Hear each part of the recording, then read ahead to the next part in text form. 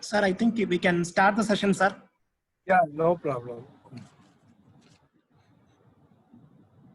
A very good morning to one and all present here for the first session of this second week schedule of this FDP. I now take the privilege of welcoming our honorable resource speaker of this session, Dr.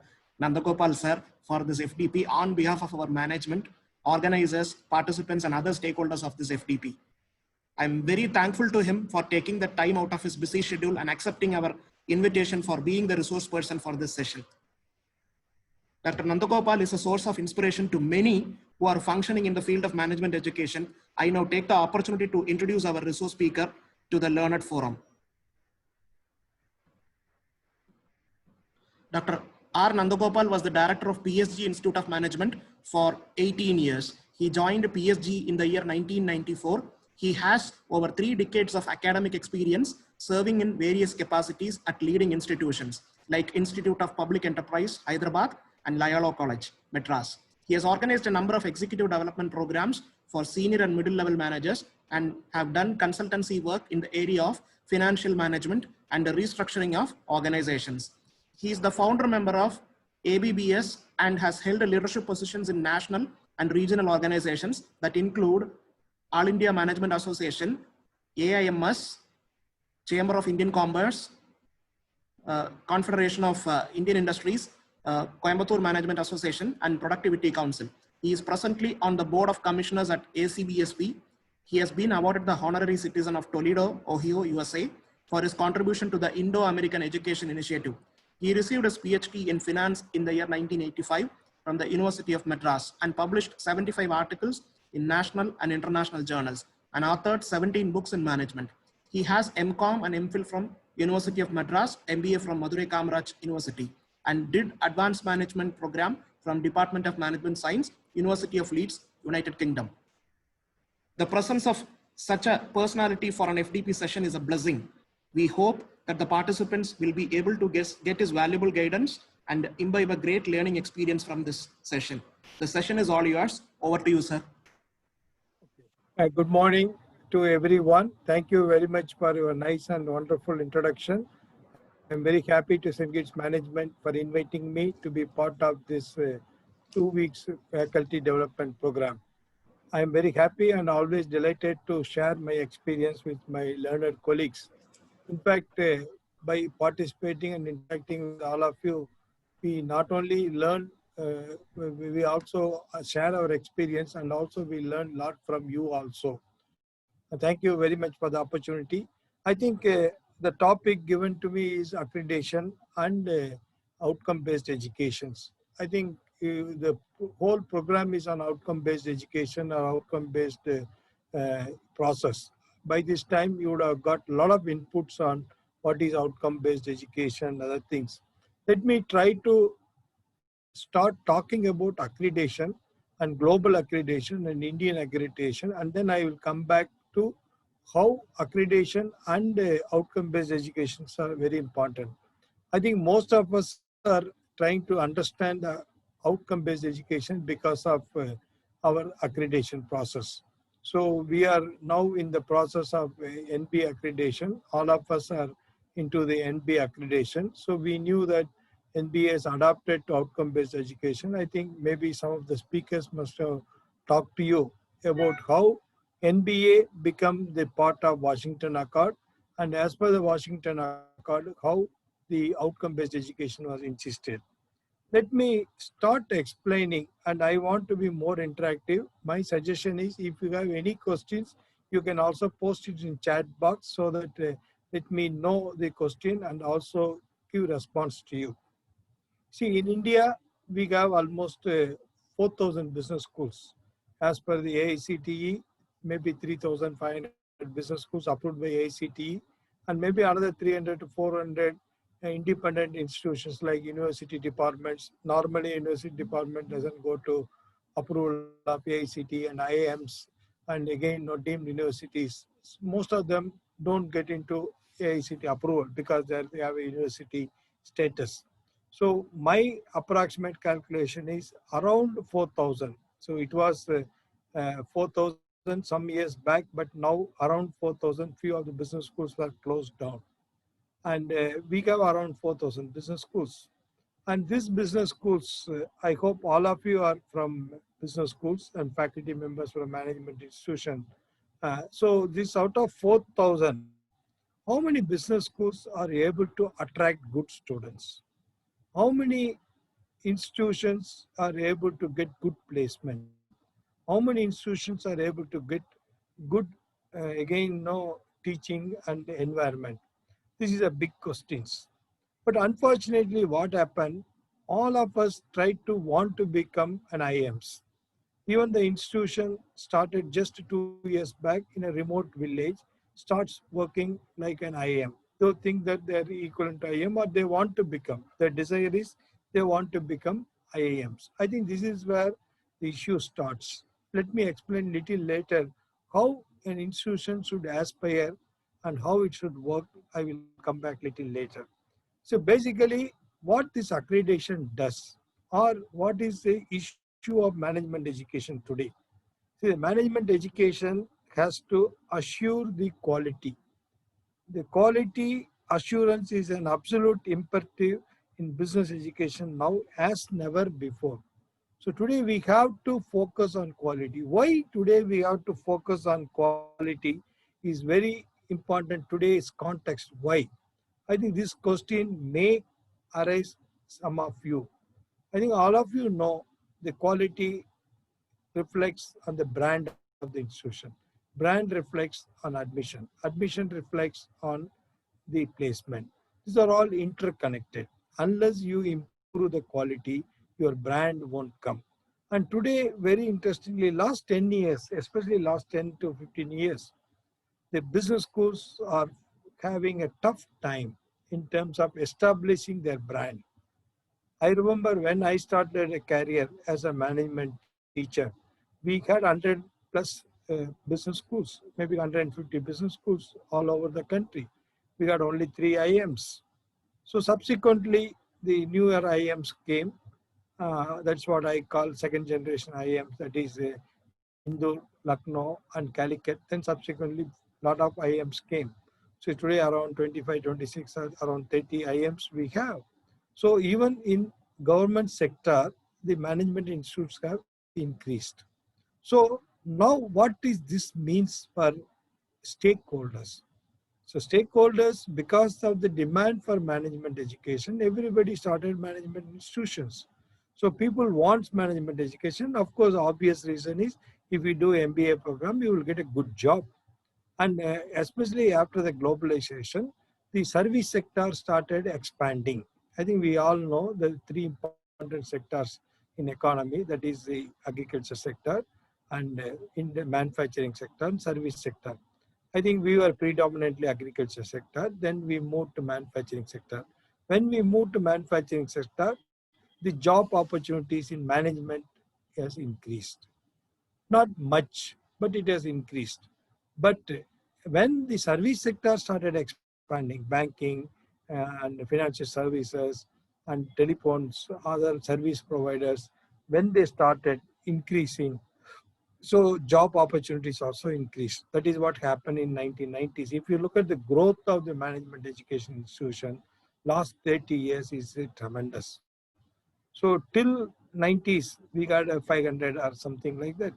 So 80s, 70s, we got 150. So in 90s, we touched around 350, 400 institutions. Suddenly we have expanded. I remember those days in 2000, 2002 or 2005, I used to go to inspections at the request of AICT. At least every year I used to visit around 20 to 25 institutions. So that was the demand for the growth of the business schools in India happened.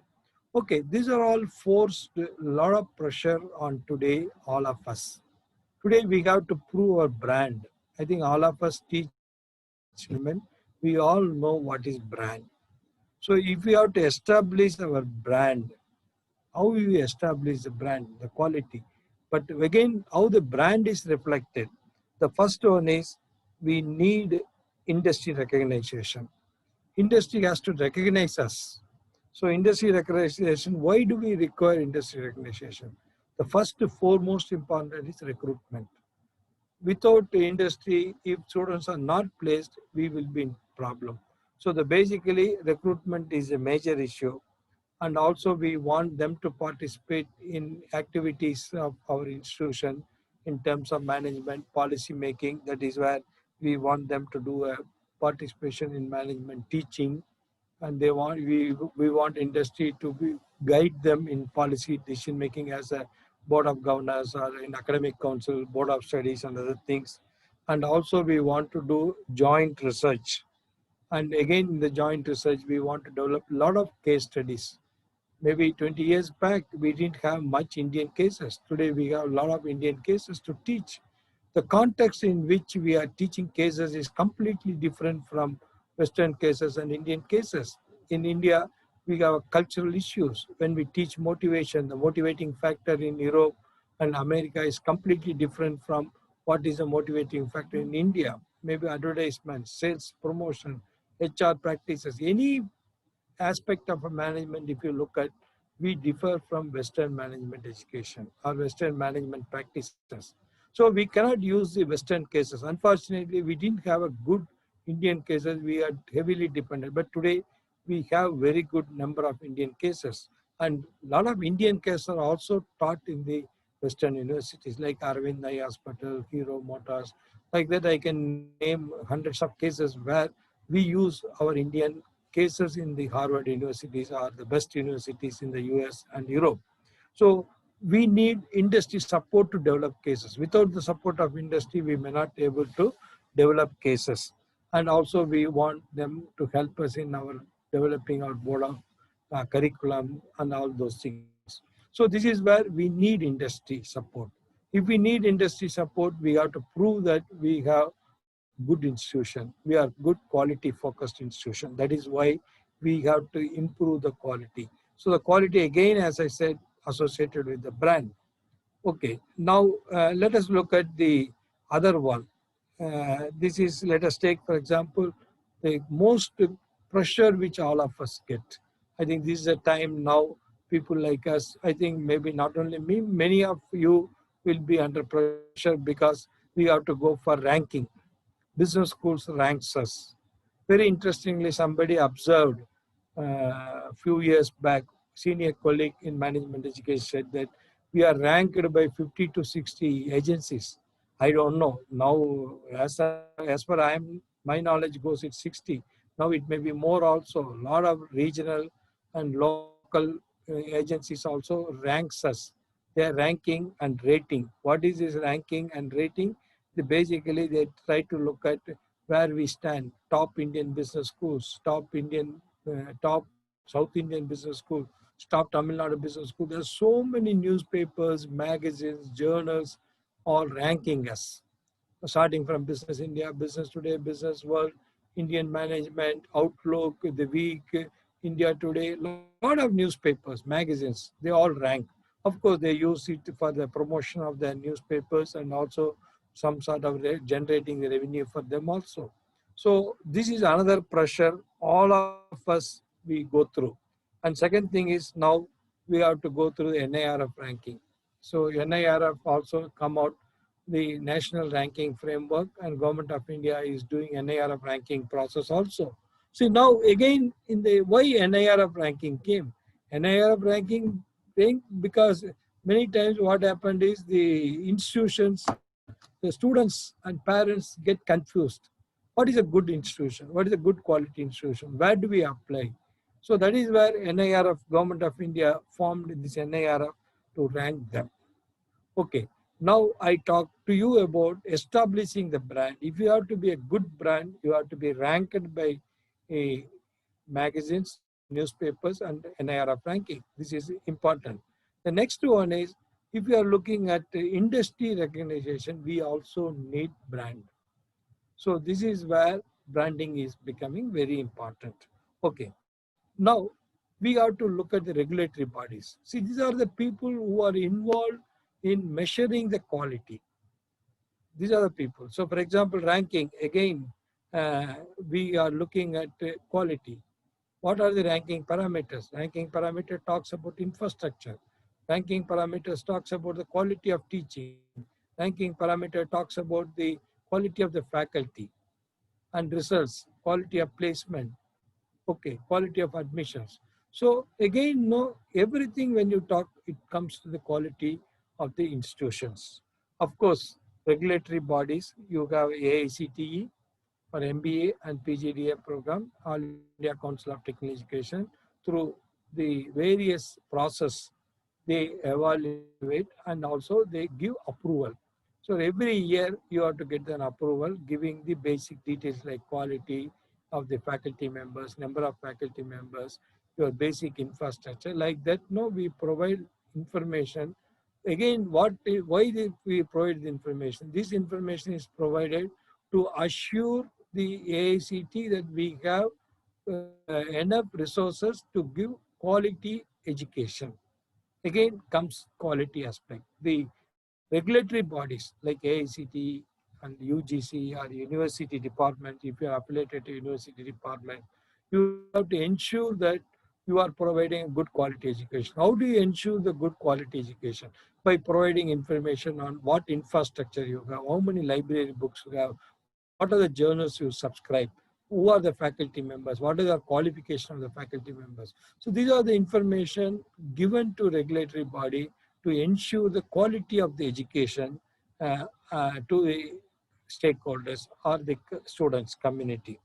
Of course, then some of you may be also part of Director of Technical Education and all those things. So we require that kind of a requirement as per the statute requirement. Then finally comes accreditation. Accreditation, again, no, we talk about National Board of Accreditation, NAC, and all these accreditations. And of course, we have international accreditation. I assume that all of you are from business management education. I think there are 5 international agencies, well-known international agencies accredit the Indian business schools. One is called WACSB, that is Accreditation Association of Accreditation School Council of Business Collegiate Business Schools. This is WACSB, one of the powerful accrediting agency in the world. The second one is called AMBA, that is AMBA, that is Association of MBA. And then we have ACBS, Accreditation Council for Business Schools and Programs. Then EFMT, European Foundation of Management Education, and they provide accreditation through EQUES. Okay, then we have IACBE. See, these are the 5 international agencies based in US and Europe. And we have one more accrediting agency for Southeast Asian region, which is called SACS. The SACS is South Asian Quality System. So this is started by AMDISA, Association of Management Development Institution of Southeast Asia. So that is again headquarters in Hyderabad, in India. So we SACS also one of the popular. We can't call it truly international, but it is Asian centric, South Asian country. So most of our Indian business schools are either accredited by any of these 6 accrediting agencies. Some of them, WACSB is one of the topmost accrediting this thing. I think almost around 10 institutions in India got accredited, starting from IIM Calcutta, IIM Indore, IIM Bangalore, and Manipal, TAPME, XLRI, and these are the institutions are ranked by, accredited by WACSB. Okay, now there may be a question, why we should accredit? And again, what is the difference between AICTE approval and accreditation? Again, the AICTE comes for the approval. We provide all the information. They're satisfied with the information. And then again, why do we go for accreditation? I think we have to understand the accreditation is a minimum quality requirement. Minimum quality requirement. For example, if you want to be a management school offering a 60 intake, so we require again student ratio 1:20, and we require certain computers, we require library books. So with this minimum, if you fulfill, this is only approval. You are given an approval if you satisfy the minimum statutory requirements. These are the minimum requirement. Without this, you cannot offer the education. Then comes accreditation. Accreditation is the measure of quality, how you are good at. You have 6 faculty members. They are teaching, but how this teaching is effective. But whereas the approval doesn't look into the effectiveness of teaching, the quality of teaching, it doesn't look at. It looks at the minimum requirement. That's all. Do you have 6 faculty members? Yes. Then you are given approval to start or offer 60 seats. If you want 120, again 12 faculty members. Like this, no, the approval process goes. I think we have to understand the difference between approval and accreditation. Accreditation goes beyond the approval. So that is why, every business schools in the world, they want to be accredited. So accreditation is the quality mark which we try to get it. Okay, why we really require accreditation? Okay, we are approved by AICTE. Of course, today accreditation is a must in Indian context, because you must have seen already in AICTE and UGC also, if you want to apply, if you want to extend, if you want to increase intake, they're all looking for accreditation. Without accreditation, they're not giving approvals of increasing your strength or the financial assistance. If you want to apply for any financial assistance, AICTE insist on your accreditations. And slowly it is becoming a mandatory that every institution has to go through the accreditation process. I think that is the reason why now all of us are rushing towards accreditation process. Okay, now why we require, of course, the placement, who recruits and when they recruited, and again, what is the package is all decided by accreditations. For example, many of you may be knowing, some of you may not be knowing, every industry also accredit the business schools, engineering colleges also. See, for example, TCS, they have their own evaluation process. For example, you have 4,000 business schools, as I mentioned. 4,000 business school produces, let us say, 2 lakh or 3 lakh students every year. So these students, when they're recruited, everybody is not given a same treatment. An MBA from a local college, affiliated college, will get a 20,000 or 25,000 salary from TCS. But the same TCS or some other big industry, or Wipro or ICICI, will recruit in IIM campus, same MBA or same PGDM, they will pay maybe around 1 lakhs, 1.5 lakhs per month, or the package may be 12 lakhs or 15 lakhs for the MBA or PGDM graduate from IIM. But the same company will recruit another person from another college, and they will pay 3 lakhs or 4 lakhs or 5 lakhs. Why the difference? Again, the accreditation. See, there is a process of evaluating the business schools in terms of quality, accreditation, all the past record they look at, and every industry have their own accreditation process. So they decide, okay, this category comes C category, a D category institution. If it's a D category institution, they will be recruited as a sales trainee. If it is a B category, sales officers. A B category may be little higher level. Like this, no, they have their own levels of fixing the recruitment and salary depending on the accreditation, which they get from the industry also. So this is where the accreditation becoming very, very important. If you are accredited by national agency, NBA, which 3 years or 5 years, again, your accreditations in the status in the industry also changes. Similarly, international accreditation. If you are accredited by international agency, your accreditation in that particular company also changes. So that is why we need good accreditations. Okay, and of course, the accreditation also reflects on the quality, faculty quality, development, how you are developing the faculty, what compensation you pay faculty, and faculty quality is varied, and then faculty development models inadequate. So these are all we look at. Of course, we look at the alumni, how much alumni supports for the institutions also we look at in the accreditation process. So basically what we do is we try to find out what is the kind of quality which we provide. So this is where the quality of education comes. Okay, when I talked about the, what do you call, the accreditations, international accreditations, there are two processes of accreditation. One is called mission driven. The second one is called outcome-based accreditation. So if you look at these international accrediting agencies, some of them, For example, WACSB looks at the mission driven. What is mission driven? What is outcome based driven? So mission driven is what is the mission of the organizations? I think this is what I said. We have a 3,500 or 4,000 business schools. Every business school should not aim at IMs. Okay. See, let us take, for example, I think there is some questions on the tier of business schools. Under your regime and guidance, how many tier, 2 tier, second tier, 3 tier B schools were adopted, mentored for improving the quality of education? How you have done it? Okay, I will come back. I think he's talking about the mentoring of the school, business schools. Okay. Now, when we are talking about the tiers, okay, industry accredited, that's what I said.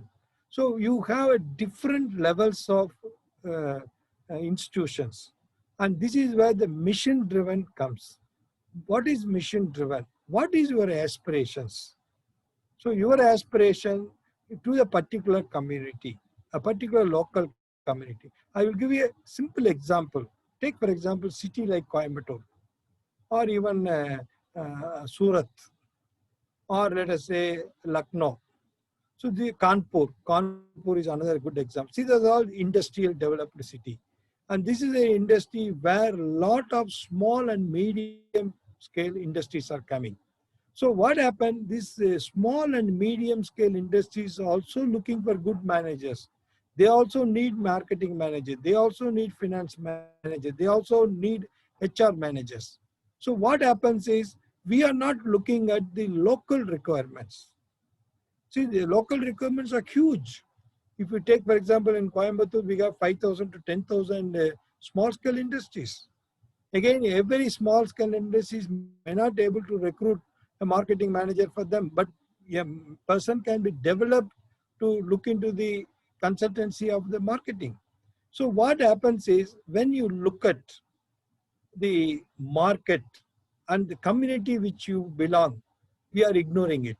So people used to say, one of the senior management educator in the country used to say, let us not bother about the quality of the institutions. Quality of institution, how you are measuring. So you are measuring that we have 40 faculty members, 50 faculty members, 50 faculty members publish this much of article. Okay, that's good. But we cannot have all the 25 IIMs can be replicated in all 4,000 institutions. Absolutely, there is also no need. I think we all know the theory of bottom-up pyramid, which was developed by Professor C.K. Prahlad. He talks about the bottom of the pyramid. The bottom of the pyramid has a very long, big space. I think that is where a lot of business schools are operating. See, we have a tier 1 or tier 2 institution. Tier 1 may be multinational companies. Tier 2 may be national companies. Tier 3 or 4, that is the bottom of the pyramid. We have to look at the lower end business schools on the local industries. Unfortunately, we don't look at the local industry. That is where the mission comes. The mission, if you look at, I think many of us in 10 years back, all the business schools, engineering colleges, we caught into the trap of these ISOs.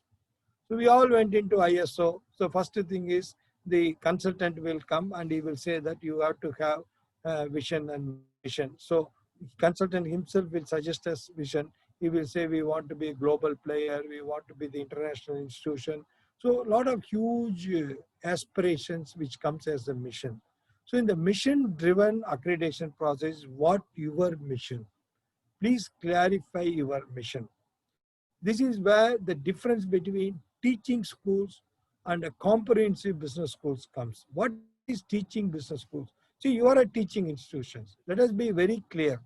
If you are in the tier 3 or tier 4, you are a teaching school. Teaching school is what your focus, your mission is get students, train them as manager and graduate them with MBA degree. That is what we call teaching institution. A comprehensive business schools. A comprehensive business school is which has to take consultancy, which has to provide research, which has to work on MDP. Now that is where the issue comes. So when, as per the AICTE norm, you recruit 12 faculty members for a business school. with the intake of 120. So if we have 12 faculty members, the 12 faculty members are exclusively for the teaching of PGDM and MBA program. That's all. But what happens? The management expects you to go beyond.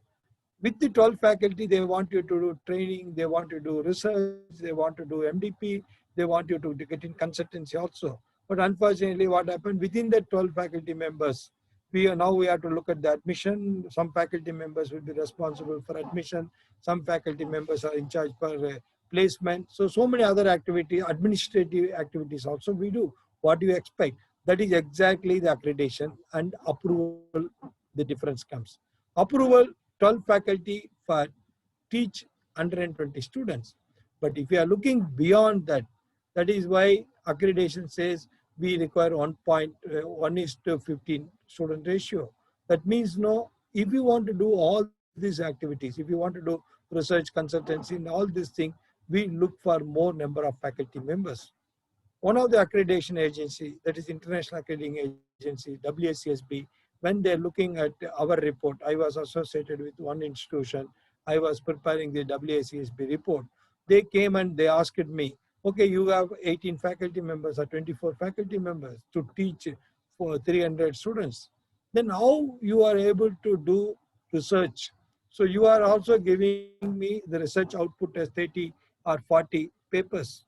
So where is the time for the faculty members to do research? So if you look at that kind of an output, teaching, consultancy, MDP, and research, your faculty does all these things, and they also publish 5-6 articles. They also guide 2-3 PhD. So that is where the issue of quality comes.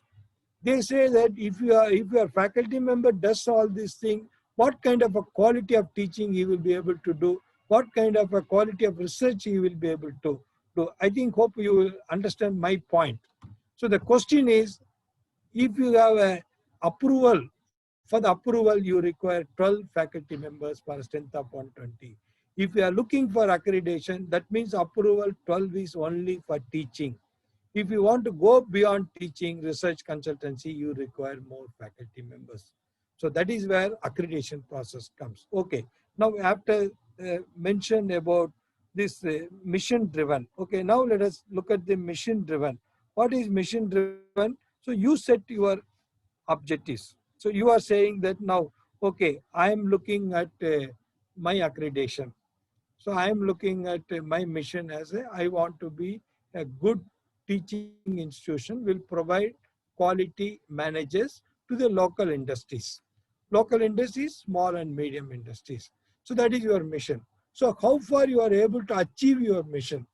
So your mission is very simple, that you want to provide a good managerial skill to the middle and small scale industries. How you achieved it? That's enough. So your mission, how much you are achieving the mission, is the mission-driven accreditation process. The second one is what we call outcome-based accreditation process. This outcome-based accreditation process, we are looking much beyond our outcome-based. You are looking at the outcome. Okay, I will come back little later. What is outcome based? Because you expect what is the outcome of your teaching learning process. So that is what I'm going to focus little more on the outcome based little later. Okay, now when we talk about accreditation, there are few things comes. The key words on accreditation. The first one is self-regulation. It talks about the self-regulation. Self-regulation means you are regulating yourself. You don't get into the regulation of others. So regulatory body talks about the approval. Beyond approval, if you are going for accreditation, they don't say how many faculty members you require. Approval says 12. But beyond that, that is what we call self-regulate. You regulate yourself. Okay, benchmark. You try to benchmark some of the good institutions. Okay, which is comparable to you. Okay, your aspirations, where you want to, which institution you want to benchmark. Okay, regionally, okay, some institutions, good. So this is where again the problem comes. When you are talking about the bench, you cannot benchmark with IIMs. IMs have, please understand why we cannot regulate or benchmark IM. IM has, let us say, 500, 600 crores of investment. And every year the budget, you look at how much Government of India, MHRD provides some financial budget. But what is your financial resources? So that is where I said that please look at constraints, your level and your aspirations level also.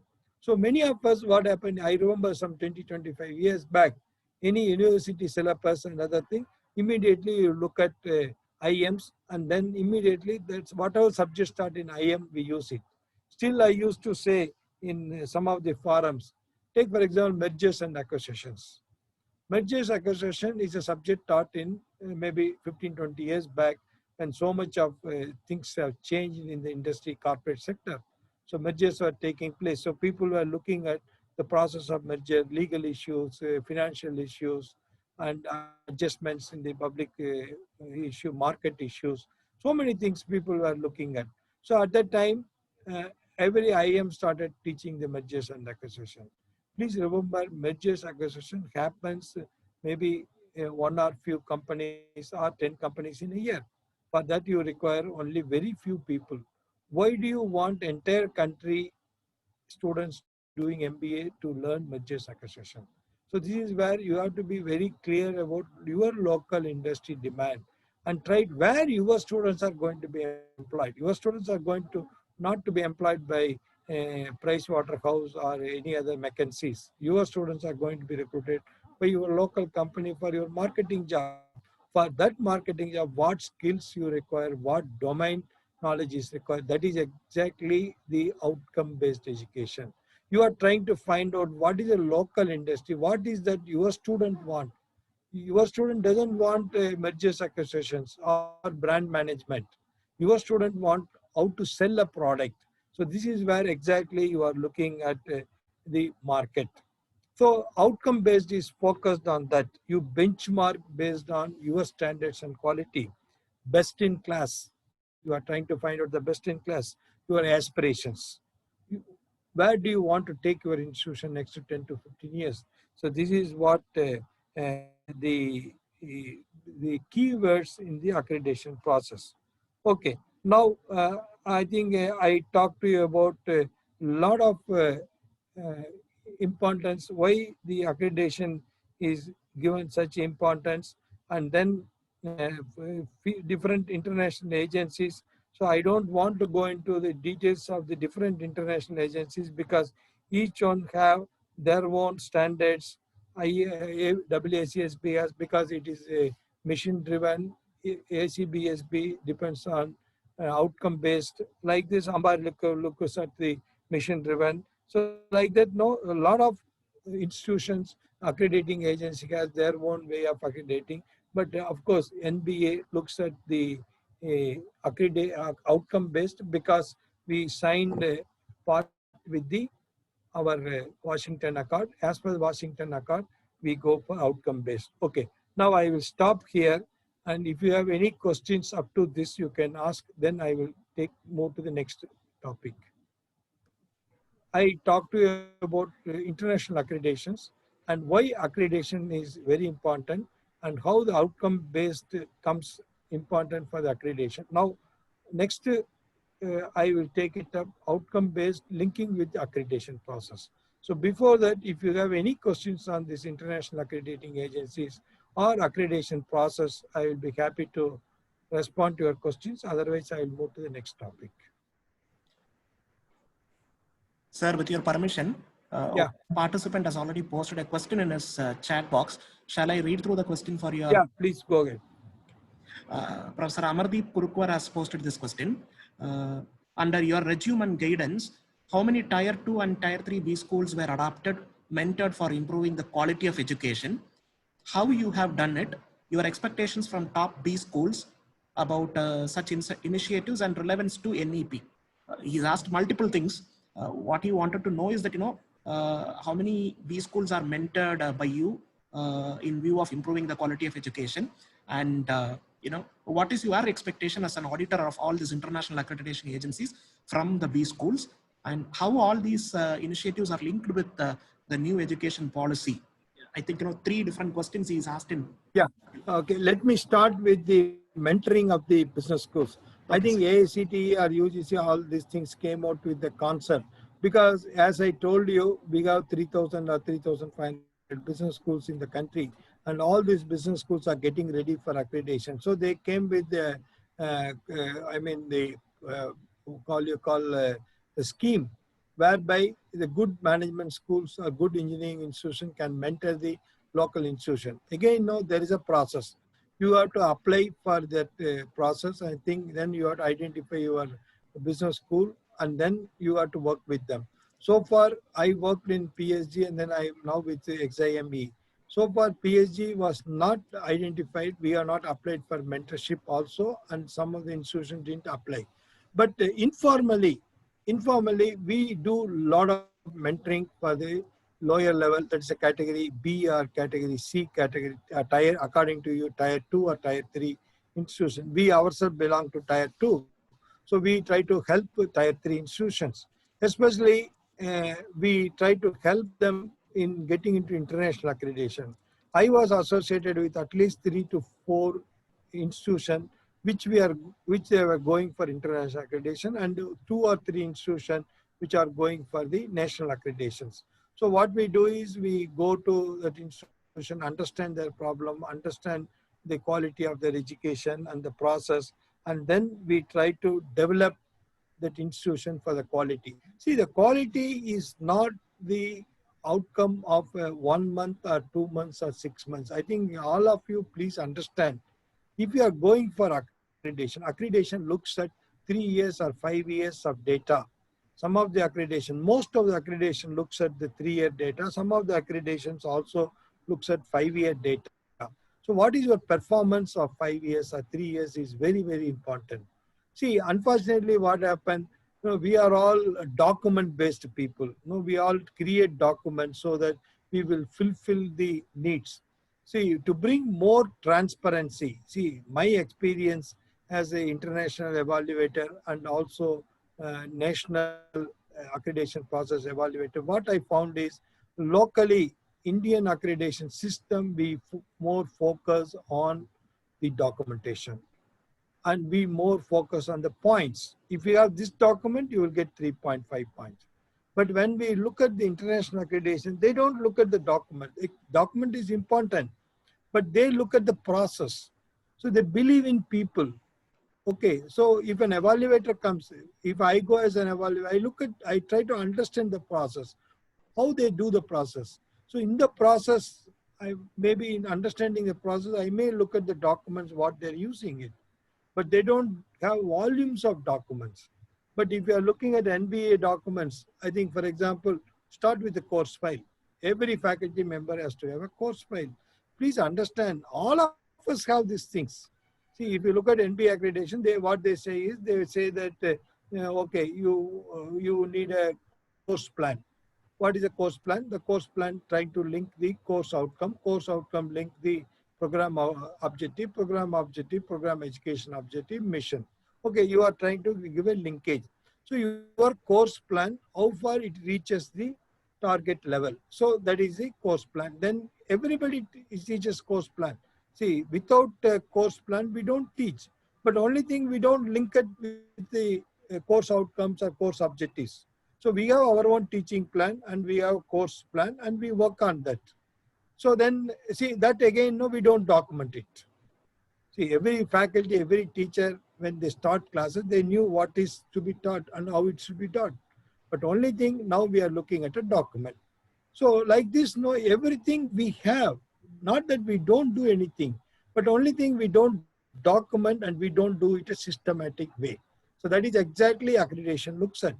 Because see, if you look at the Western, they look at your process. They ask you, how do you develop your course plan? What methods you use it? How do you link it with your course outcome? You explain it. But whereas in the case of NBA, they ask you to course files. For example, every institution, for a PGDM institution, you will have 30 or 40 subjects.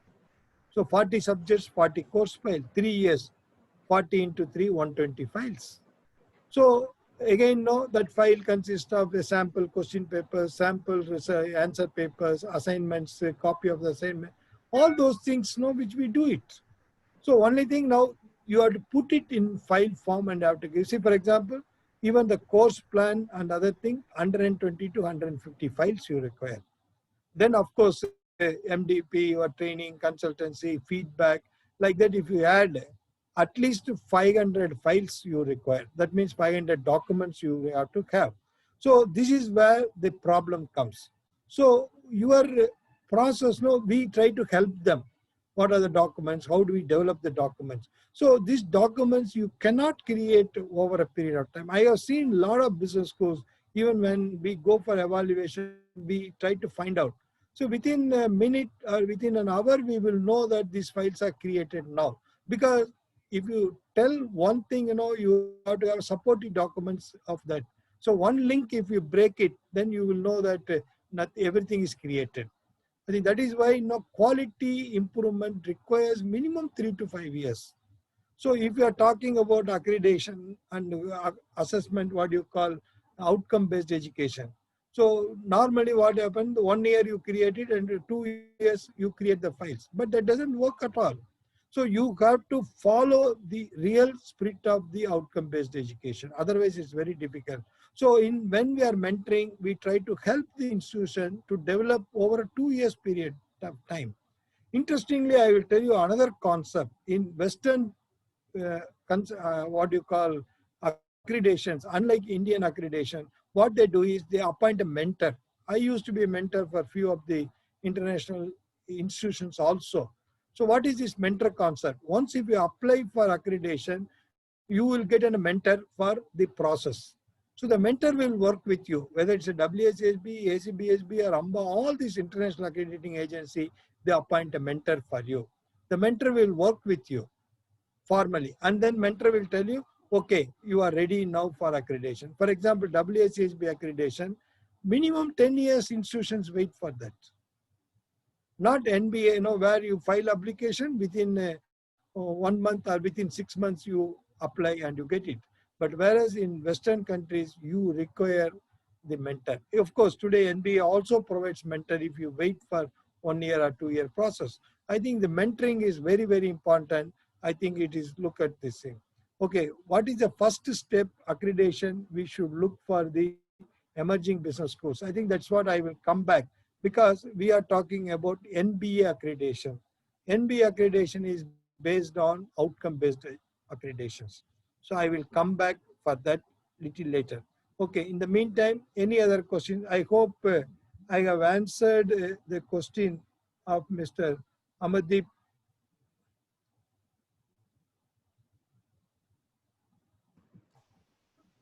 Okay, if you have no questions, can I proceed? Hope a few more questions I will add up. Okay, now let us go to, I think, the first, now the question, I will start with the last question. I think they're talking about what is the first step in accreditation. Okay, why outcome-based education? I told you there are two processes of accreditation. One is called mission-driven. The second one is called outcome-based. Why outcome-based? The outcome-based accreditation is a process of evaluate achievement of high-order learning and understanding rather than accumulation of course credits. It is trying to find out whether you are learned something or not. The process also facilitates NBA and permanent signature status of Washington Agreement. Okay. Now, this is where the importance of what you call assurance, that is outcome-based, comes. What is outcome-based? This is why exactly I was trying to tell you, we cannot model our syllabus or curriculum with IIMs. IIMs serves for a different, I think we all know marketing management. In marketing management, we segment the market. The segmentation of market is based on different things. Let us take income-based segmentation. You take on income-based. You develop a product which is a premium product for people with more than 1 crore income. Higher income group, you target them. A product is targeted for a higher income group.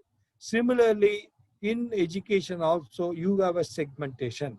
So you have 3,500 business school. All 3,500 business school is not operating on one segment. I think this is what which you have to understand first. So your segment is different. Your students' expectations are different, and your students' input is different. Today, people are talking about the input quality. Some of the institutions, I used to tell my faculty colleagues when I was at the PhD Institute of Management. So the PSG people from Tamil Nadu will know the PSG is ranked as a top one in the business schools, which comes under the your state counseling. So the first day and few hours of the counseling, all our seats will be filled up. And again, the counseling will go for 6-7 days. See, after the counseling, when I talk to my faculty members, the first they will complain, sir, the quality of students are not that good. Why? Because last year quality was better, sir. This year quality has come down. Then I ask them, okay, you are talking about the top 1% or 2% of students who are recruited by you. They are the students who opted for you. Imagine the students in the last end, fag end of the day of counseling, how many students were recruited? What is their score? If those students are taken by some colleges, and if they give them an education, and if they get them a job, that is greater than what we are doing here. You get good students. There's nothing more to add them. They themselves will learn. But you please understand the lowest category of students, that is where you have to look at what are the requirements of those students. Students come with a low income, low education background and low scores, the aptitude or whatever you call. So how do you train them? A lot of students may have a communication problem. They cannot talk properly. They cannot write one sentence in English properly. How are you going to train them? That is where the outcome based becomes important. So you are trying to decide what is the outcome for these students.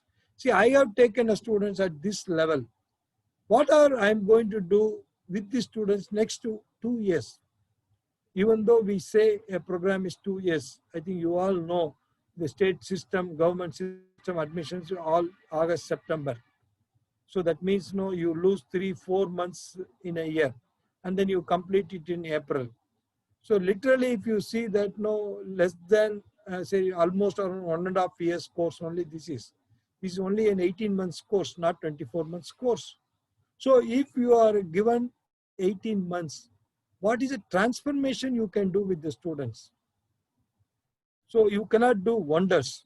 So what we have to do is we have to look at what we expect out of the students. The students with this background, how much we can improve on them? Where do we get placed them? I think that is exactly you have to look at.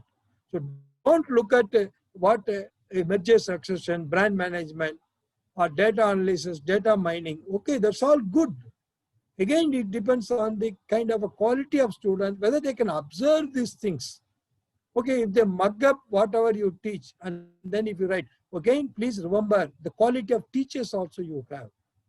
What kind of a quality of teachers you have to teach these subjects?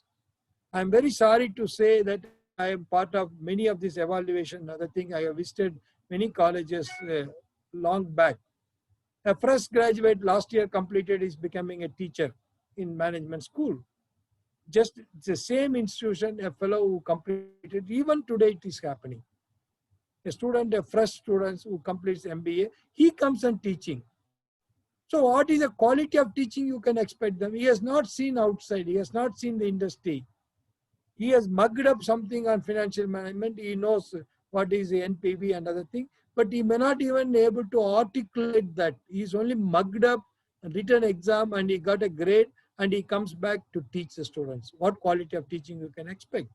I think this is where we have to look at the outcome based. So today what happened? The accountability, we are accountable to our students. The students are coming with expectation. Even the lowest category of the institution, they come with expectation. They come with a dream. The parents are admitting the students to the business school with the expectations. They want a job. A student completed engineering could not get a job. So at least doing MBA, he thinks some job you can get it.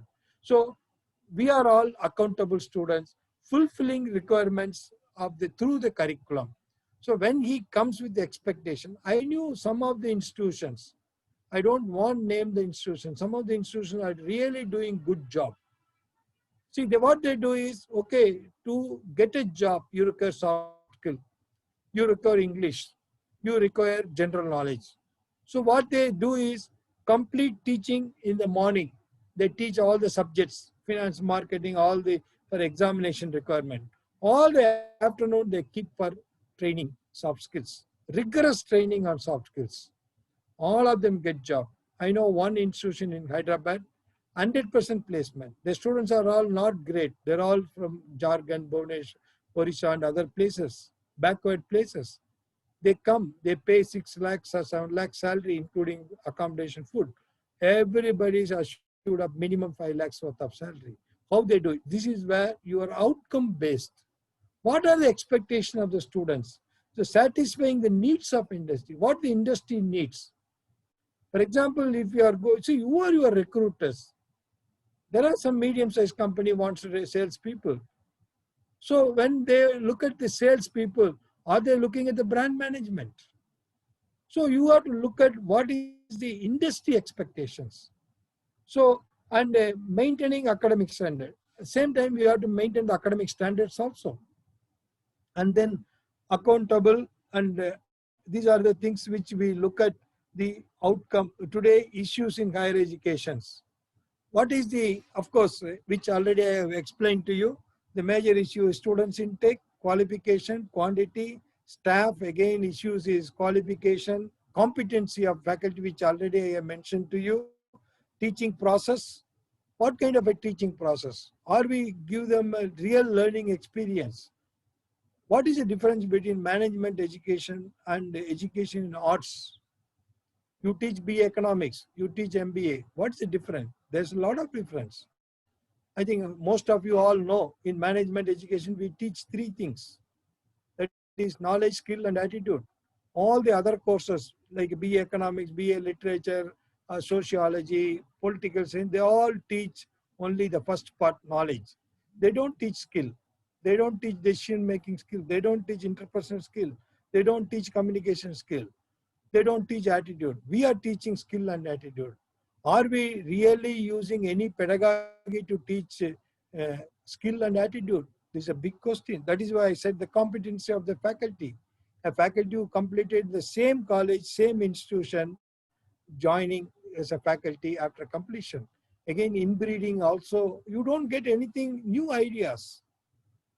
I think teaching competency, teaching process, how good this is thing, assessments, what is the outcomes, how you assess the students. So all of us assessing the student through tests and examinations. Communication cannot be assessed through tests, written tests and examinations. Like conducting examination for swimming. Okay, and the facilities, of course, what kind of today, the facilities is very, very important. We require a good infrastructure. You require a good database. We require a good Wi-Fi. I think everything important for a student. IT tools. What kind of IT tools do we have?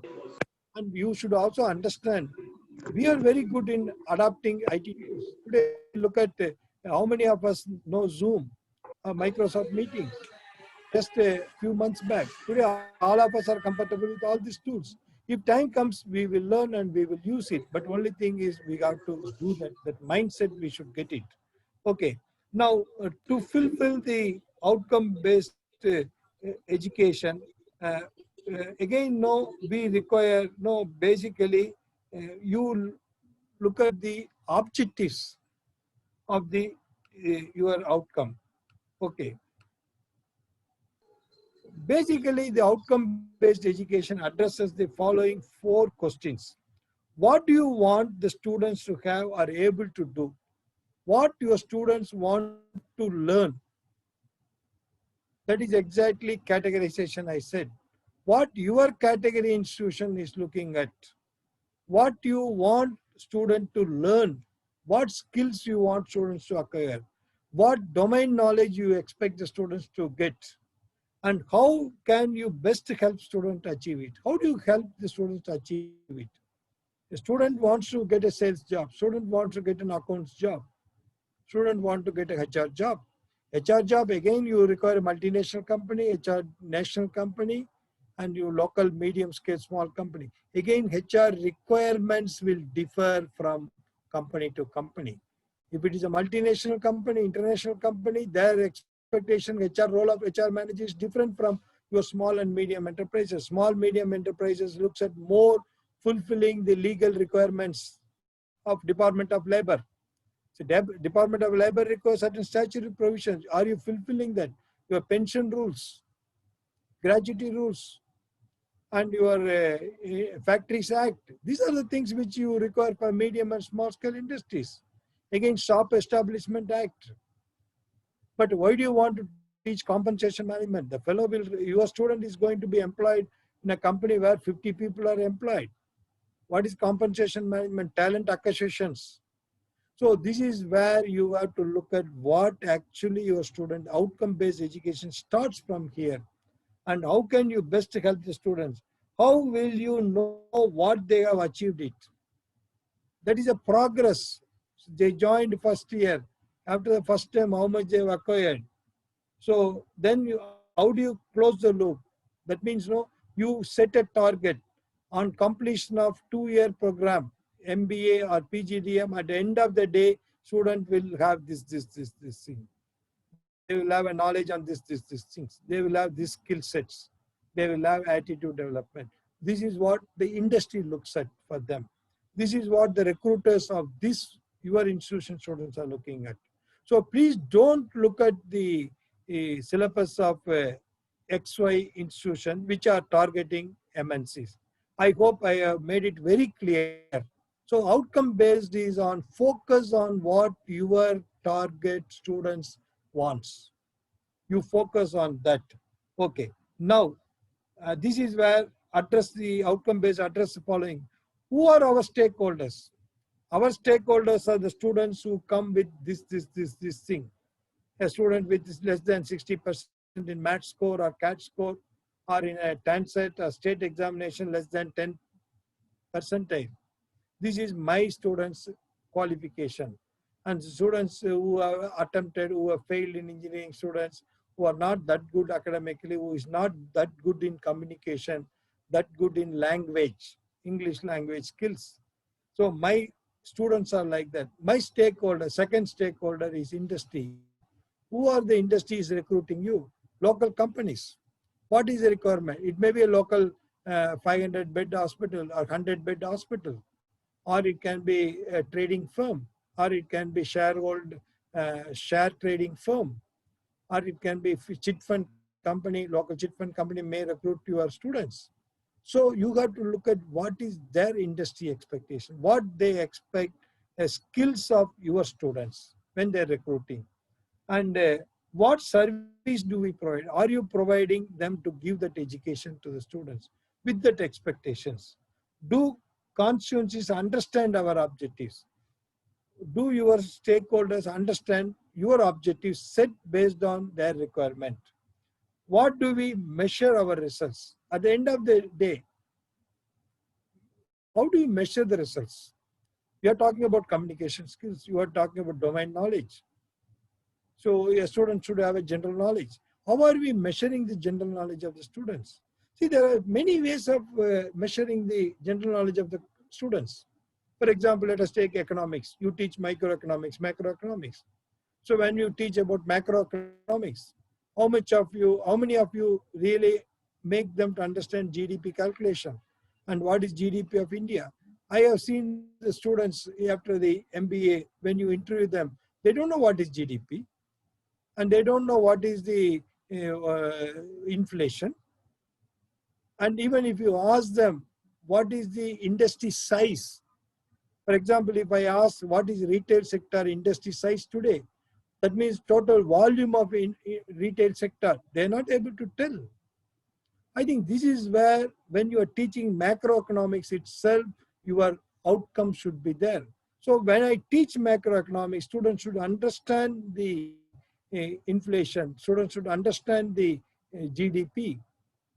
When I am talking about marketing, they should know what is the market segmentation in Indian context. So that is where you bring general knowledge also to the student, and you ask the questions. I think I am not going to discuss more on the your assessment tools. I think maybe somebody will be handling that. So when you are talking about assessment tools, please try to find out what is the objective which you set to assess the your outcome based.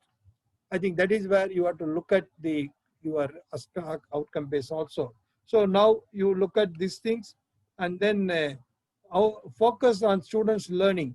So the first one, I think the question which raised by one of our participants was, where do we start? You start deciding your outcome objectives. What is the objective which you want? So using learning outcome statements to make explicit what the students is expected to be able to know, understand. Your first accreditation process starts deciding your accreditation, your outcome as outcome definition, course outcome. By teaching these two PGDM, that is what we call program objective. By teaching this PGDM or MBA program, after completion of this course, after 2 years, what is the student expected? What kind of a knowledge, what kind of a skill, what kind of attitude? Then how you are giving these skills and other thing in different subjects. So that is where you decide each subject outcome. If a student completes out this course, what he is expected to. For example, take communication skill. Business communication may be one subject which every one of us teach in our colleges. So completion of business communication, a student should be able to write a note on a particular subject with not less than 10 mistakes. That is an outcome. So now you give a assignment and look at the mistakes. So that is again no rubrics and so many things you have evaluation process, which I don't go into details because I don't have time. So the first start is decide your learning outcome for every course and then provide learning activities. Provide the required activities for the students to learn that course outcomes. And then of course assess. So the 3 stages involved for outcome-based education. I think many of the faculty will talk to you about what is mission, what is vision, the program educational objective, PEO, PO, course outcome, and mapping of these things. All those things maybe somebody will be talking to you. I will try to link the broadly how this outcome-based education and accreditation, that was a topic given to me. So now the 3 important thing is, the first one is decide the outcome, your course outcome. Second, develop the pedagogy to do that. Of course, the big challenge in Indian context is we are not able to develop the outcome-based evaluation process because we don't believe in ourselves. We don't believe in any of us because we believe in a system. The system is that we have to conduct examination and answer papers and all those things. So outcome-based assessment is very, very important tool. And of course, the finally assess whether the students met this thing or not. So 3 things I talked. One is the outcome-based outcome definition, course outcome definition. The next pedagogy to achieve that outcomes. The third one is to measuring it. I think this is the basic steps to start the accreditation process. So you be clear about your course outcomes, your process, and then evaluation. Okay, now I will stop here. Again, if there's any questions, I will take it up. Participants, if you have any questions to the resource speaker, you can unmute your mic and you can ask your questions directly, or you can post your questions in the chat box. Sir, I have a personal question. Between these international accreditations and our National Board of Accreditation, what I see as a difference is that, National Board of Accreditation is only a mechanism where they will come and appraise us and then they will give the accreditation.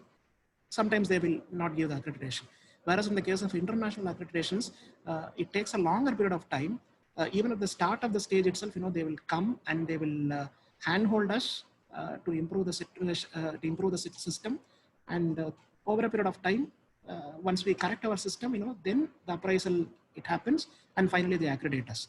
Is this the way it happens, sir? This is my understanding. Yeah, you are absolutely correct. See, in National Board of Accreditation, what they do is they give you the standards and what is expected, and they will give you a score sheet also. So basically, they look at the statements and your documents, and then they try to evaluate.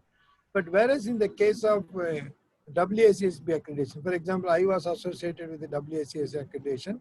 So almost 5 years we were working with a mentor. So first thing, when you apply, you have to apply and you have to give your status, and then you have to prepare a gap analysis. Okay, what is the difference between, what is your standard now and how much you, for example, faculty, I will give a simple example, faculty strength. So faculty strength, you have 15 faculty, and end of accreditation, how many faculty you want to have? 15 faculty. And what is the process which you have taken? See, basically what happened now, they all more focus on research-based faculty. So for example, WACSB or ACBSB, all these things, they will ask how many faculty with the PhD. So you say that 10 faculty with the PhD, that means 50%. So we want to achieve 70%. That's a gap. Okay, now this gap analysis is prepared and there will be a mentor. A mentor is basically a dean or a director of a business school which is already accredited. He is familiar with the accreditation process. So he will be your mentor, he will visit you, and he will try to understand your system, interact with your faculty, your students, understand. And then he will ask you to prepare. Again, no, he won't give you the plan. He will prepare a plan. Accreditation plan, they say. So accreditation plan is, okay, once if I start this next 3 years, what are the things which I am going to get accreditation? So the accreditation plan will be approved by the mentor, and again there's a committee reviews and approves. Then you start implementing, and every year you give a report. Of course, this is a general format of international accreditations. So there are some international accrediting agency maybe complete 3 years, some 2 years, some may take 5 years, 7 years. So the other one, ACBSB, where I was also served as a mentor for some of the institution, and I was also in the board. That's a board is finally approves the institution's accreditation. Twice in a year they meet and they look at the reports of evaluators, and then they go through the process and then they give the approvals. So all these things takes time. That is where the quality also improves. But whereas in India, we don't have that kind of a system. Of course, now NBA says that if you are interested, they will also help you with the mentor. But of course, we don't have patience. We want to get. That is what I said. No, the accreditation is not a simple process of just applying, submitting document and getting. It is over a long process. The quality improvement always a long process. Overnight, you cannot get it. That is why most of the institutions don't have a patience to go for international accreditation. They want many of very leading business schools. They ask me, "Sir, can you get me accreditation in 2 years?" Even one of the leading IIM director was telling me, any shortcut, can we get it in 1 year or 2 years?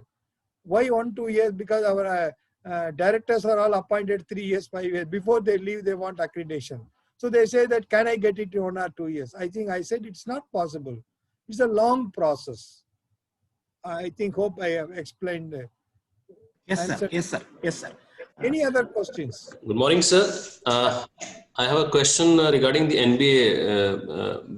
We all as understand that in NBA, the faculty qualified to be minimum of MBA. I mean, he or she should be a minimum MBA to teach MBA students. Yeah. So can faculties with other qualifications like MSc in economics or MA economics or MSc in statistics can be eligible to teach MBA students as per NBA? Because there are programs like statistics to be taught to the students of MBA, or economics also is one of the aspects which is required to be taught to MBA students. So can they be shown as See, that is what I said. There is a difference between approval and accreditation. approval is given by AICTE and accreditation is given by NBA. As per my knowledge goes, NBA doesn't talk about the qualification of the faculty members. But whereas AICTE talks about the qualification of the faculty members. If you look at the recent, 2-3 years back circular by AICTE and UGC also very clearly says that as a faculty who was supposed to teach in management, to qualify to teach management education or MBA or PGDM program, they should be from MBA or PhD in MBA or from commerce. So earlier, before 2-3 years back, AICTE accepted the qualification related subjects like as you rightly said, statistics, psychology, economics, and even sociology, law, and all these people are also accepted. But AICTE now not accepting it. So as per AICTE now, a faculty with other than MBA and commerce is not eligible to be appointed as a faculty member in management. But NBA doesn't talk about that. But so in MBA, when it comes to SAR, so they have clearly mentioned that as per AICTE norms, the faculty should be qualified. So as per AICTE norms, that's what I'm saying. See, AICTE norm is the basic for the accreditation process itself. So when you are applying for NBA, you have to follow AICTE norm. So naturally, you have to have a faculty. See, the problem is there are two issues, Mr. Nilesh. One is your 12 number. See, if you have a 12 number as per the AICTE norm, okay, over and above, if you have economics or sociology or statistics to teach, they don't bother. You understand the point? That means to teach, you require 12 faculty members.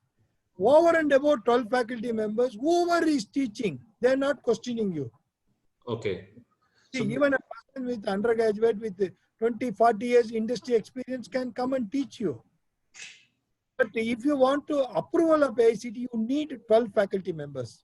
See, I don't want to name an institution that the institution always believes in industry practicing people. So for AICTE requirement, they will have 12 faculty members with PhDs. But if you look at the teaching, 50% of the subjects is taught by only practicing manager who are part of these 12 faculty members. No, in AICTE, you also have adjunct faculty. Adjunct faculty, they don't say MBA or MA. They say that people from industry experience. okay. So in case Go ahead. in case of PhD also, like if you say a person who is in MBA but PhD in economics, can this be acceptable in such cases? I mean, or PhD in commerce or PhD in statistics? No, PhD in commerce and management is acceptable, but what they say is, the rule says is, a person should be a postgraduate in commerce and management is eligible to be the faculty member. And PhD is silent. Okay. See, sometimes what happens interdisciplinary. In fact, when we talk about new education policy, the new education policy says multidisciplinary institutions. There was one question which we debated with the senior management educators. They said business school is already multidiscipline. Multidiscipline says you have economics, psychology, sociology, statistics. What else you want? Are we only one discipline or we are multidiscipline? We are multidiscipline. So that's an argument. So when it comes PhD, it is not very clear. But it is MBA qualification is MBA or MCOM. That is what today AICTE talks.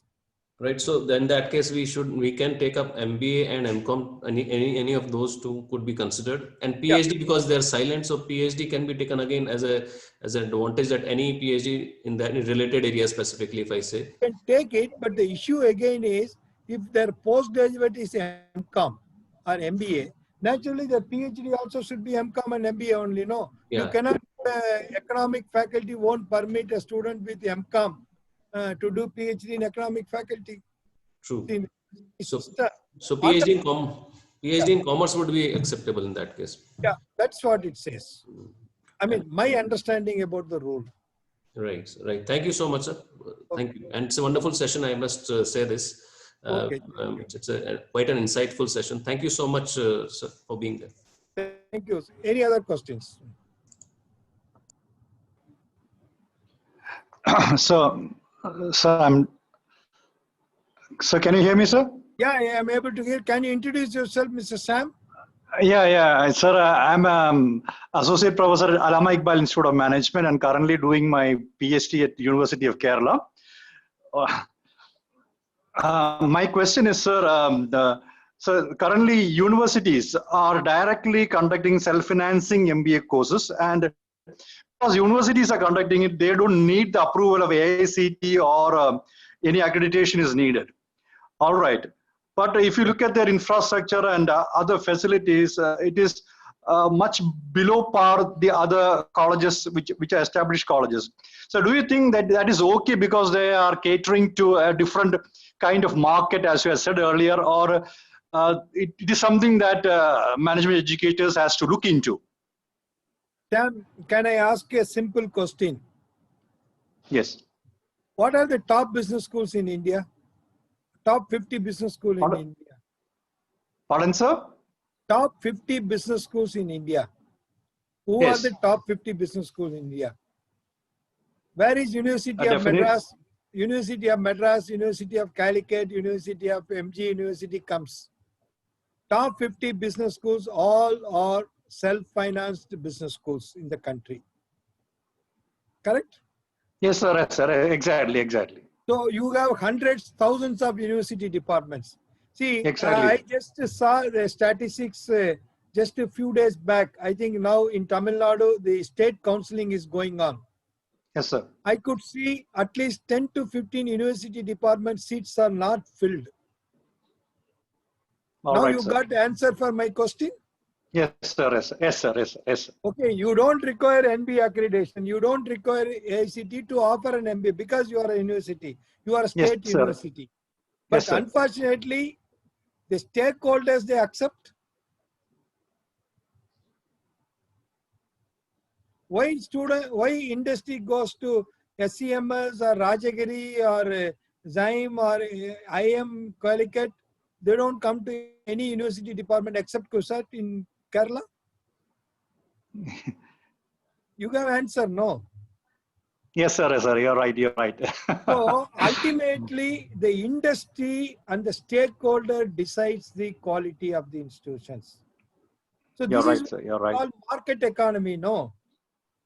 So you have a government hospital and government distribution system, government shops.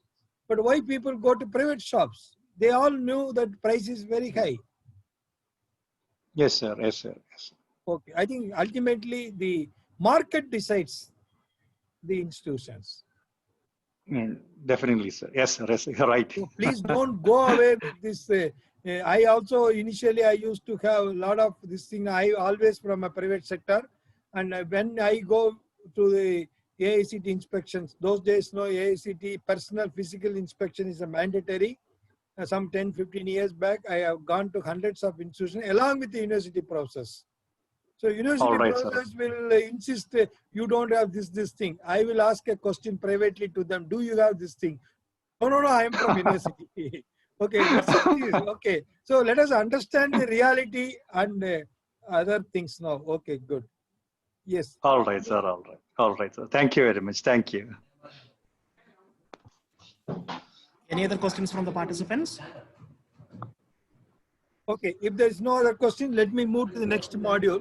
Okay. So here, I want to talk about what are the pre-requirements of outcome-based.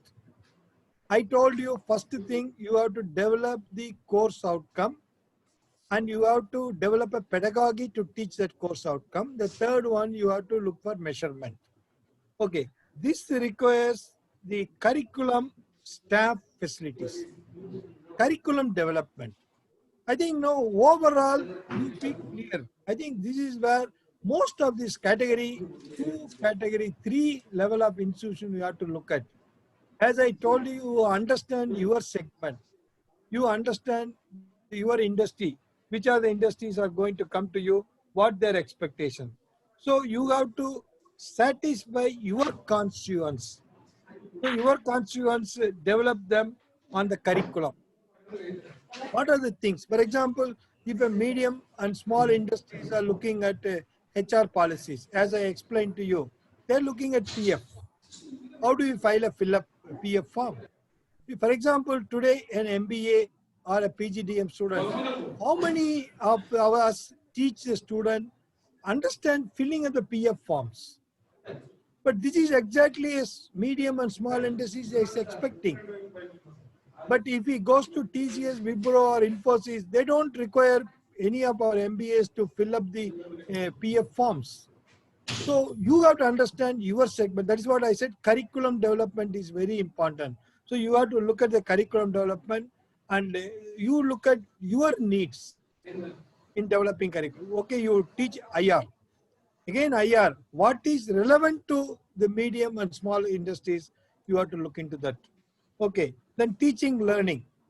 And again, no teaching learning, it is always a fashion to use Harvard business cases.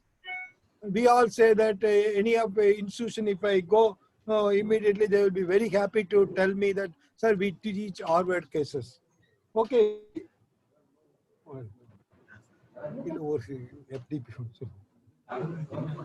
No problem.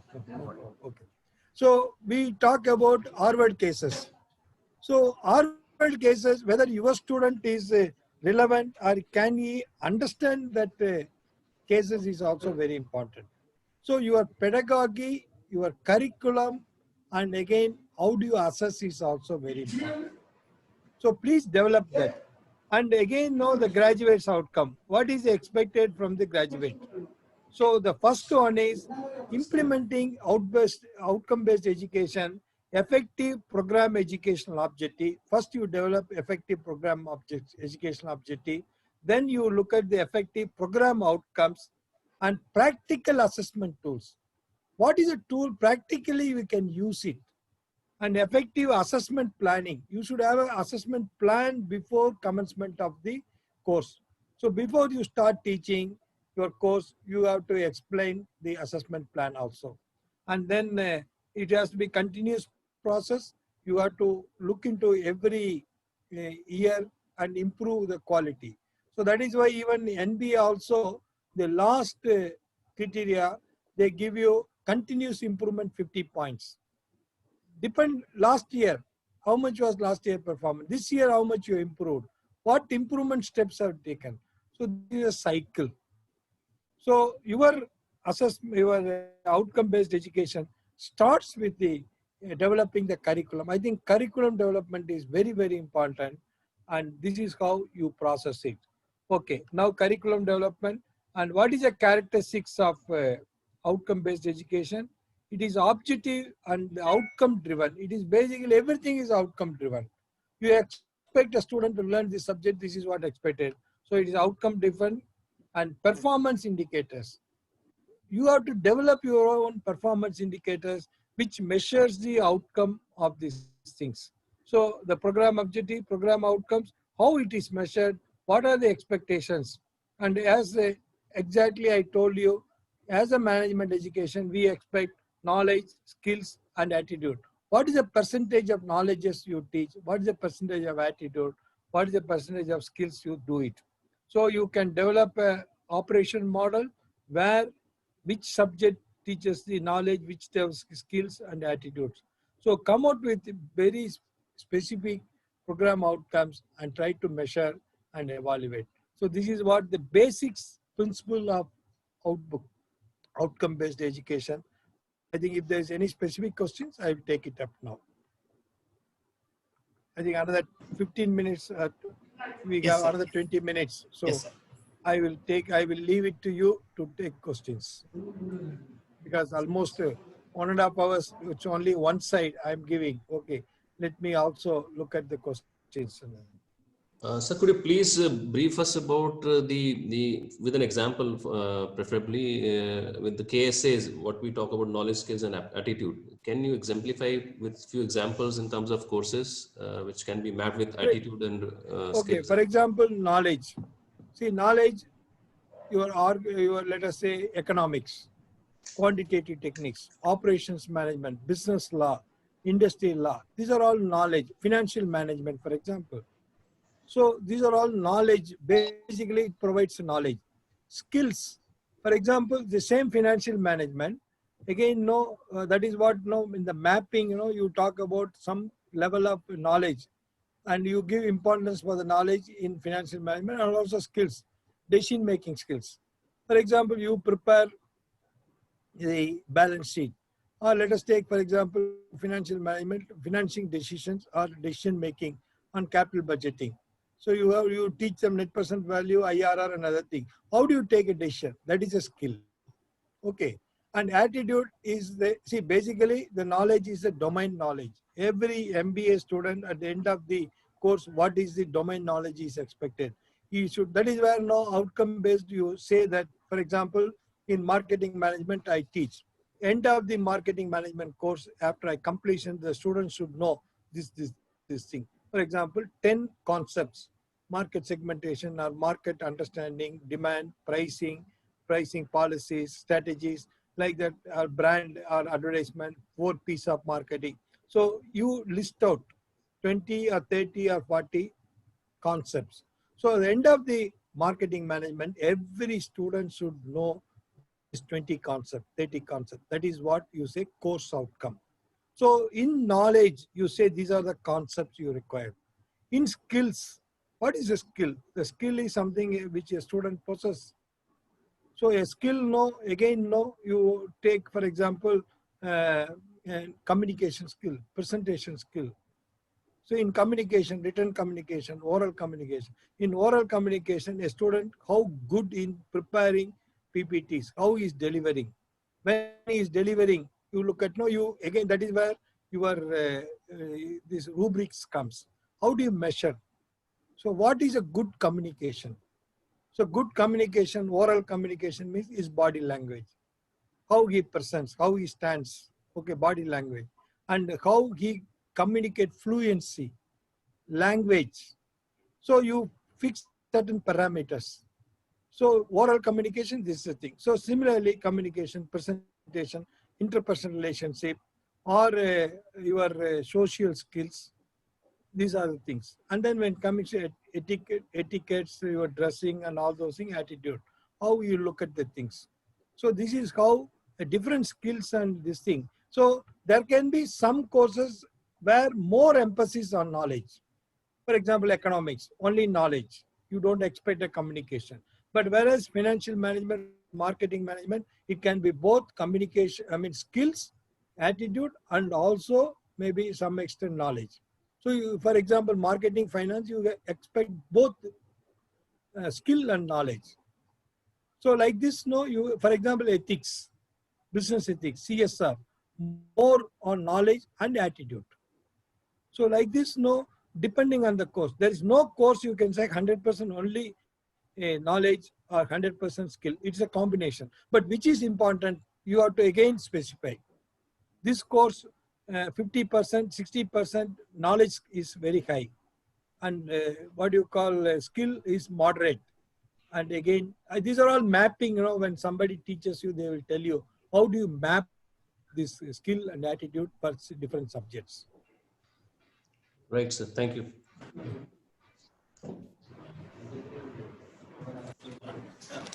Sir, I have a question for you. Yeah. Sir, what is your opinion about introducing a value-added course in a curriculum where we find with the existing kind of courses that we offer, we could not be able to meet our program outcomes? So this is exactly very good question. I think a very, very important question in the context of affiliated colleges. See, affiliated colleges, most of you follow the university syllabus. You don't have a scope to introduce your own courses. So this is where value-added courses comes in handy. So this is not part of your curriculum. So you expect every student to have 2 courses, 3 courses, or in a term, maybe 1 course. So where you know that this is very important from the placement point of view, where university system doesn't accept, because the university system, all of us know, once in 2 years, once in 3 years only they revise the syllabus.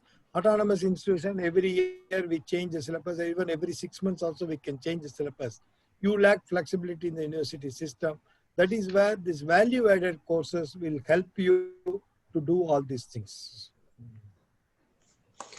So when we say value-added programs, so what all category of programs, or to what extent program can be considered as a value-added program? What are the Okay. basic requirements Yeah, for a value-added program? let me explain. See, value-added courses is, again, no, of course, today, even UGC also says online courses also can be added. Every term you can give 1.5 credits, you can give, the option is given. Again, university also may come out with saying that online courses also given a credit. That is one part. See, the problem with the value-added courses, which is not part of your evaluation, and it doesn't reflect on your grades, okay, mark sheet. So natural tendency of a student is, if it is not added, they don't show interest. So what we have to do is, somewhere indirectly we have to force them to learn these things, and you have to tell them very clearly, if you learn this only, you will get a job. So what I did some few years back at PhD was that we developed a what you call employability index. This is called placement index. So in the placement index, we said that if you have a what you call 60% in school, colleges, and other things, this is a core, and subject score this much, extracurricular activities, and your participation in the professional associations, like this, and then we have given the value-added course also value. So now what happens is, value-added courses. So I tell them, out of 200 points, your employability index, if you get only 150, I will allow you to do placement. We make it very clear. The placement is not a mandatory for the institution. It is a discretion of the institutions. So if you are not qualified placement, I am not going to allow you to. You cannot complain anywhere saying that we are not allowed him for placement. It is not part of your university system. We are here to conduct examination and also give the marks. That's all. Placement, we never say anything in our system. So I tell them that if you want to go for a placement, you have to have 150 points. Then you do value-added courses. So somewhere indirectly, we can do that. 5 minutes to much.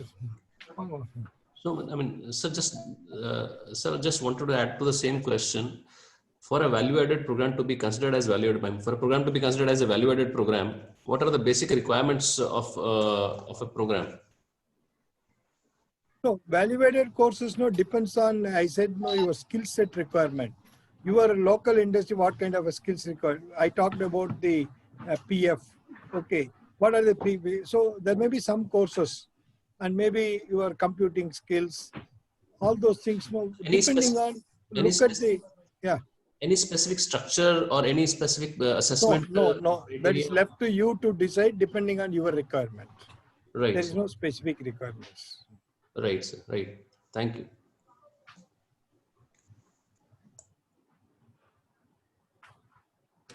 Participant.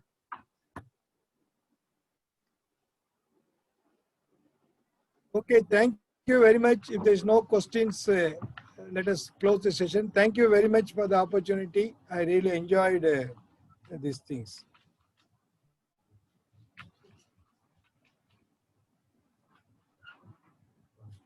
I think you are muted.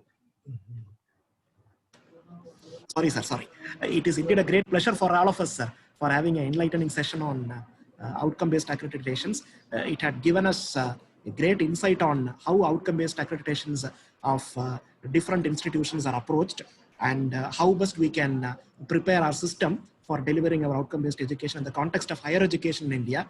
I take this opportunity to thank our resource speaker of the day, Dr. Nandagopal sir, for accepting our invitation and delivering a wonderful address on outcome-based accreditation. Thank you once again, sir, for accepting our invitation and delivering an insightful session on today's first session, sir. Thank you, sir. Thank you. Thank you all participants. The feedback links will be shared very shortly. Kindly fill in all the feedback links, and then you can go for a break, and the next session will start exactly by 11:15 a.m. Thank you, sir. Thank you. Thank you. Thank you very much. Sorry, sir.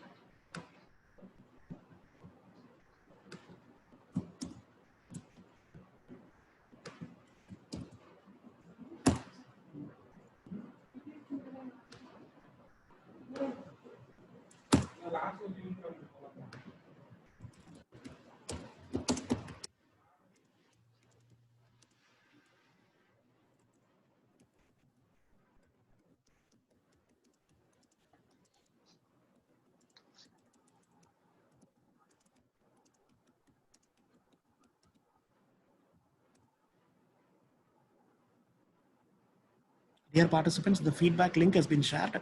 Kindly post your feedbacks in the link that is shared in the chat box. Thank you all once again. The next session will begin by sharp 11:15 a.m.